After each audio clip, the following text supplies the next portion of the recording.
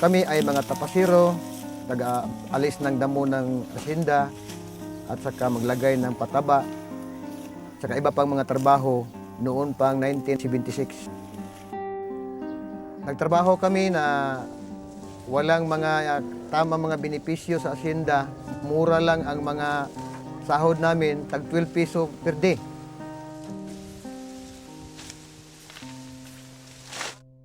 Pagdating ng 1988, yun nga namin nalaman nga naaprubahan ang programa ng reformang agraryo. The Comprehensive Agrarian Reform Program, or CARP, was enacted in 1988 during the Cory Aquino administration. The program aimed to address social injustice, improve the income of farmers and farm workers, and increase agricultural productivity. Agrarian Reform Beneficiaries, or ARBs, will amortize the land in 30 years with 6% annual interest. Landowners are compensated based on their land holdings' fair market value. After more than 20 years of implementation, the Department of Agrarian Reform, or DAR, reports that 80% of the targeted area had been distributed. Nevertheless, many sugar haciendas in the island of Negros remain in the hands of big landowners. Negros Island is in the Visayas region of the Philippines. It is divided into two provinces, Negros Occidental and Negros Oriental, where many farm workers have not yet benefited from the Agrarian Reform Program. Sana maging totoo namang sinabi nila na ang mga mahirap ay pagbigyan naman ng kahit konting kabuhayan. Di ba yun ang programa ngayon sa DAR? Ang tagal na 20 years na, hindi pa. Paano na kami? Tumatanda, tapos wala pa kami kahit katiting na lupa. Paano yan? In many areas where farm workers petitioned for land reform, landowners laid off and blacklisted them from working in their haciendas. Such was the case of Thelma Arroyo and Alex Maicom. 1988, nag-umpisa ng problema namin sa pamumuhay. Pati yung mga anak namin huminto na pag-aaral, hindi na nakapatuloy, kasi wala na mga trabaho, mga kasamahan namin. Kami ay nagtatrabaho simula nang maliit pa kami. Kaya kami ay nagpetisyon. Yun ang umpisang naghihirap na kami dahil hindi na kami pinapatrabaho sa lupain nila. In Barangay Bagtik in the town of Mabinay, potential beneficiaries like Alex spent years petitioning for the implementation of the program. Palagi kami pinalapaluap. Palagi lang promise ang DAR nga ang lupa kay Diaz ipapatupad na. After years of waiting and with few jobs available in Bagtik, many of Alex's co-petitioners were forced to leave their hometown. Many ended up as scavengers in the Dumaguete City dump site. Pangabuhi dire, ako na lang itugan. Isa-isay ninyo sa mga tao nga. Sa akong kapobre, nindang opkos basurahan. Kay muro man gyapon dito ko sa Bagtik bitaw na manarbaho. Di na po ko dawaton. Kay gulang na. Yaguan tag na among tao ning kabaho tungod sa mo ang kapobre. Alex visits his former co-workers for the first time since they separated. Kani sa unang panahon trabahante sa Diaz, di ba? Halimbawa ang yuta ni Diaz Hermanos ihatag na sa mga pobre, mga pinaagis programa. Willing ba mo mubalik sa bukid? Willing magyapon basta nay amo Okay, sige. Alex continues to work for the implementation of agrarian reform. He now works with the Negros Farmers Council, or NFC. Ang NFC ay nabuo para maging sentro ng mga inisyatiba para tulungan yung mga farm worker claimants na gustong maging benepisyaryo sa reformang agraryo. Naglulunsad to ng mga pagsasanay hinggil doon sa batas para manawaan nila at gumawa ng mga hakbang kung paano pabilisin yung engagement sa DAR. NFC is working with Centro Saka Incorporated, or CSI, an NGO that focuses on agrarian reform and rural development. NFC and CSI are now in partnership with DAR in the Negros Agrarian Reform Project, a tripartite mechanism that aims to fast-track land distribution and to resolve conflict in the problem areas in Negros Oriental. A tripartite Partnership Special Order 454 was issued by DAR in 2008. This initiative is supported by the German Technical Cooperation, or GTZ. Since in general we would like to support those unmighty and poor and often marginalized farmers in general in the framework of our anti-poverty programs, I think that was a good opportunity to showcase and to test also some of the avenues which would be there here in the Philippines with the help of an NGO in line with national government policies to bring progress to some of those conflictual areas. No? Bakit kami pumasok rito? Dahil ang tingin namin, ang successful o matagumpay na implementasyon ng agrarian reform, kung mapapatupad mo ang implementasyon ng agrarian reform sa Negros Island. Why? Negros ay bastion of landlordism. The best way to solve problem is an open line communication. And the practice right now of the tripartite is the same as what I wanted to happen. That we really have to talk open line communication. We can discuss things openly. You can criticize us. We can criticize you. Yung sa tripartite, nakita namin at wini-welcome namin to dahil yung mga previous na engagement sa inisyatiba na yung NFC saka yung mga specific claimants ang naglulunsad, nakikita namin kahirapan na sundan. Ang nakita namin doon sa tripartite mechanism, may specific land holdings, may yung mga maro, pwede naming upuan at sundan kung ano yung mga napagkaisahan.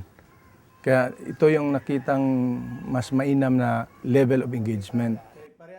Dati, mga engagement leading to bangayan. The tripartite mechanism had empowered people's organizations to take an active role in the agrarian reform process.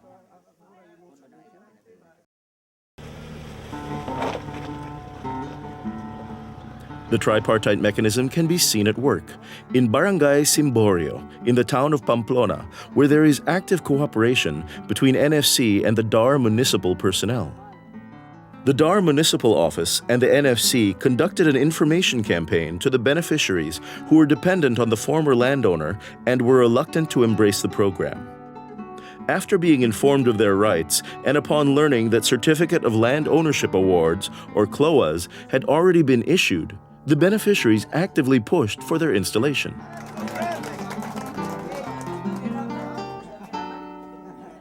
Ug nagpasalamat ug dako nga na kadawat namin ninyo taa kay dili na ingon ayo ka lisod sa una.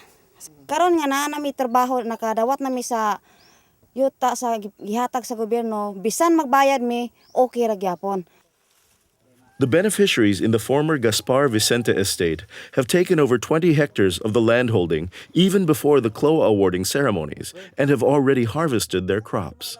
Medyo maayo mo yung performance kay una na mo pag sugod pagawas ramig gamay kwarta di pag harvest na mo ang among abot among gitumba pag resulta taka-income jud mi. Siyempre dati medyo mahirap na hirap ay ngayon nakaano nang nanandar medyo hindi na hirap medyo maluwang na.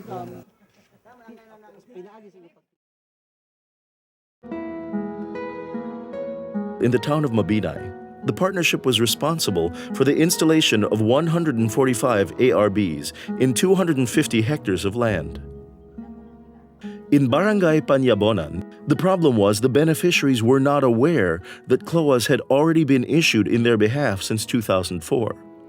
Through the intervention of NFC, the farm workers were installed in 2009. They now have the freedom to decide what to do with the land which used to be planted exclusively with sugarcane. Kung di ko gusto ning humay, pwede akong tubon. Sa akong gusto ra.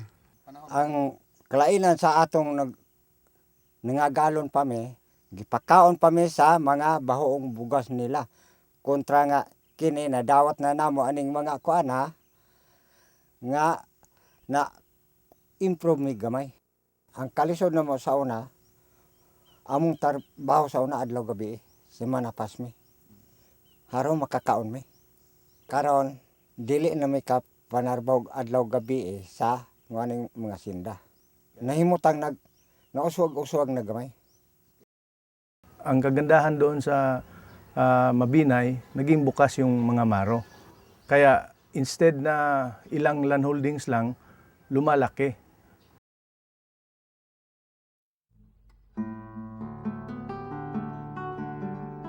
In the Montenegro plantation in the town of Manhuyod, cloas had been awarded since 2004, but implementation had been delayed after the landowner filed an inclusion and exclusion case, where a different set of beneficiaries other than the cloa awardees were identified by the landowner.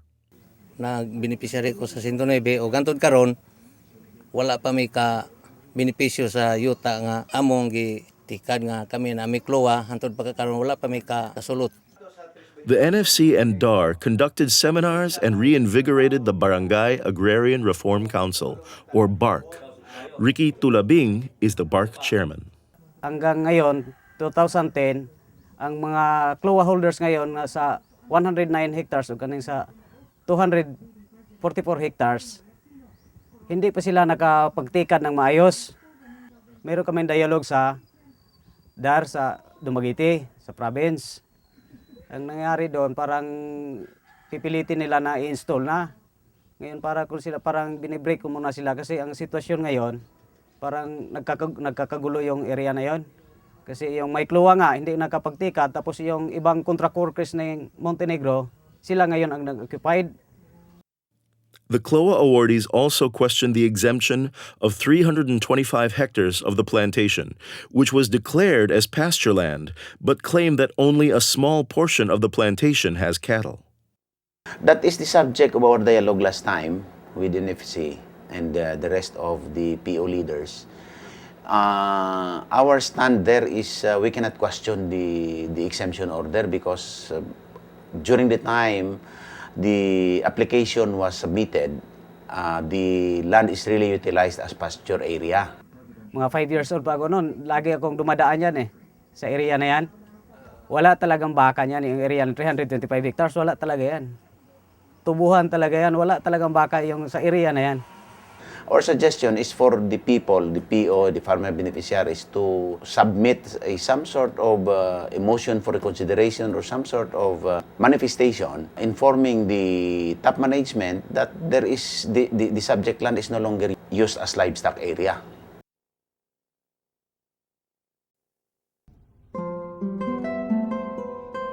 Another problematic area targeted by the tripartite mechanism is Bayawan City, where interaction between NFC and the Municipal Agrarian Reform Officer, or MARO, had been problematic.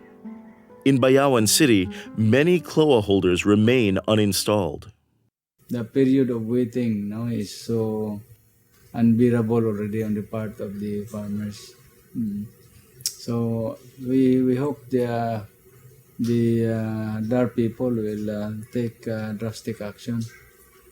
That has we cannot make the land productive until this is distributed. The farmers are not in the position to pay the taxes because they are not even in the position of the land. While by title he is one of the owners, but he is not in actor position. So this has become a very big problem for the city. A case in point is the Catalino Noel land holdings in Nangka, Bayawan City, where NFC had been assisting claimants in the land acquisition and distribution process for several years. In the 41-hectare parcel of the plantation, implementation had been delayed due to the landowner's protest on coverage, which had already been decided in favor of the CLOA awardees by the DAR National Office. It remains unimplemented after the case was elevated by the heirs of Catalina Noel to the office of former President Arroyo. The long delay prompted the CLOA awardees to take the matter into their own hands, and they occupied the plantation. Ni ami dinhi aron mutikad na sa luna nga dugay nang na restro sa Registry of Deeds nga kami nagyud ang tag-iya. Ni ami aron mo posisyon, mananom ug anhimi mga buhi. nadtong 1996 gi kuan na ang kluwa. Pero nadtong kuan gitago nila, wala nila ginhatag sa amo. Karon na naman mga 2002 ba siguro to gihatag gila gitago. Muni karon nga nakakuan kami na amo na musyonan nga gusto na namo nga gamiton ang yuta. Kay kami naman ang tagiya.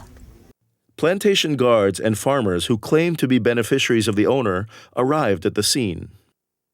Wala mi kluwa. Ang iya istorya ni nga dire mi ibutang. Kami mo ipakanon aning mga kadire. Kay bilang beneficiary man kuno kami. Ano ba? Kayo po matagal na rin nagtrabaho dito sa lupa. Ay kuan pa isa pa ka harvest ko din nakuha. Anong taon po kayo nagpunta dito? Ning bag-o lang. Meanwhile, longtime plantation workers like Thelma Arroyo, who lives in another parcel of the Catalina Noel hacienda, had been barred from working on the land. Ako ay matagal nang tumira dyan. Buhat sa si Catalina Noel pa ang nagkukuan sa amin, nag-contact.